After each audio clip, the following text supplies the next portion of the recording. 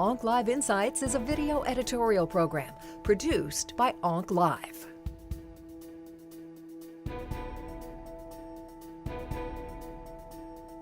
Thank you for your time today. I think this has been very helpful to our viewing audience. If you could, in closing, if you could give us some perspectives on sort of the future of metastatic breast cancer, any compelling trials that are ongoing, or what you see as exciting advancements toward the future. Yeah. Well, on the one hand, it's a great time. I mean, it's really the golden era of clinical research in all of oncology right now, and certainly breast cancer as well. We've talked about the three different kinds of advanced breast cancer, and we really have different treatment paradigms for each one of those. So maybe we can take them sort of one by one. Sure. For ER-positive breast cancer, obviously we have many anti-estrogen drugs already available, but they are increasingly adding other targeted therapies to this. So we've seen this with mTOR inhibitors. Everolimus is now an FDA-approved drug in the treatment of ER-positive refractory breast cancer, and we use that drug. There's this new class of drugs, the CDK4/6 inhibitors, and there are exciting products from Pfizer, Lilly, and Novartis that are in the pipeline and being reported on at ASCO this year and at other meetings that will hopefully enter our standard armamentarium. There's a lot of interest in PI3 kinase inhibitors for ER-positive breast cancer.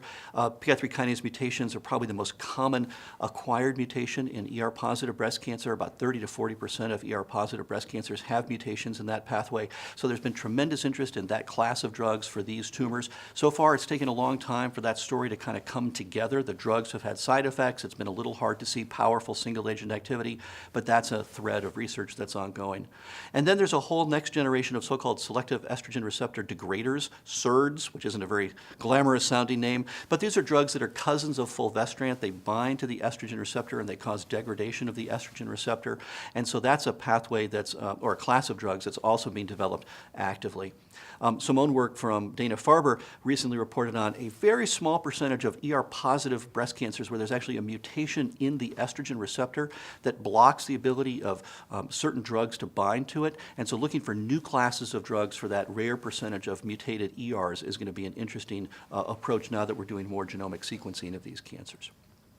For HER2-driven breast cancers, it's again a tremendous time of investigation and research. So we've seen great success stories with anti-HER2 drugs, pertuzumab, the dual anti-HER2, anti-HER3 antibody, improving overall survival in first-line therapy. TDM1 or adotrastuzumab coming along in the second line, and that also has shown a survival advantage compared to the previous standard, which was capecitabine paired with lapatinib. There are studies looking at combining TDM1 with pertuzumab as a first-line treatment.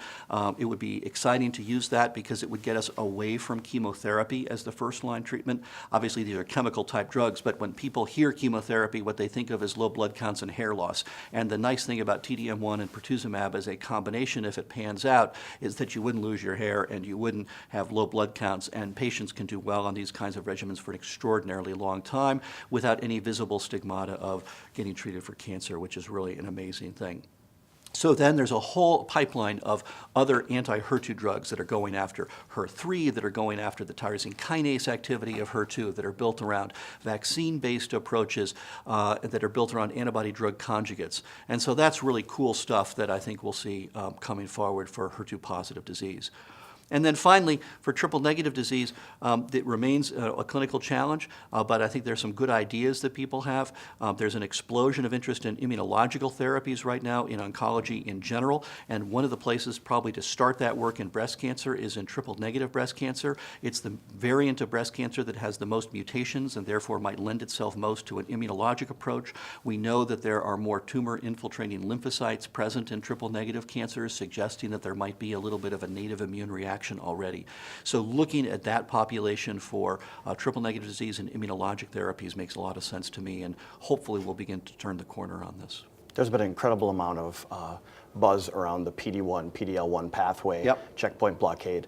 Any hint of signal or clinical efficacy in breast cancer or a similar checkpoint blockade that may be of interest? So that work is just getting going in breast cancer. You know, the initial therapies there have been developed in melanoma and then lung cancer, and now they're sort of broadening it out into bladder cancers and other malignancies. What's interesting is that so far the best activity has been seen in tumors which are sort of the most highly mutated tumors, cancers like melanoma and lung cancer, which are caused, in the case of melanoma, by solar exposure and DNA damage damage, or in the case of lung cancer, by smoking, of course. And so there's been sort of an argument built up that these drugs might be most effective in these very highly mutated cancers. And again, triple-negative breast cancer in my discipline is the one that sort of most comes to mind as fitting that mold. So there are studies just getting underway right now for immunological therapies in triple-negative breast cancer, and I think they bear close scrutiny. I think it's very likely there'll be a good show there.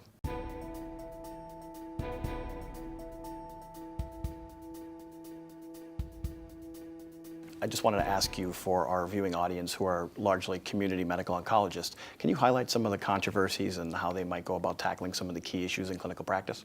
Sure. We're interesting in Western Pennsylvania. We have a combined practice of probably about 25 academic oncologists and about 50 to 60 community oncologists in a 100-mile radius around Pittsburgh. And so we talk constantly back and forth and share cases. And the kind of thing that I hear a lot of is kind of, how do you really test for HER2? You know, what is truly a HER2 positive patient, and how can I kind of figure that out in my practice with, say, you know, the community pathologist? I mean, do I send it off to Quest? Do I do something else with that? How do I really know who to treat with anti-HER2 therapy? That comes up quite a bit. One of the other things that comes up is, how do I take care of the small HER2 positive tumor?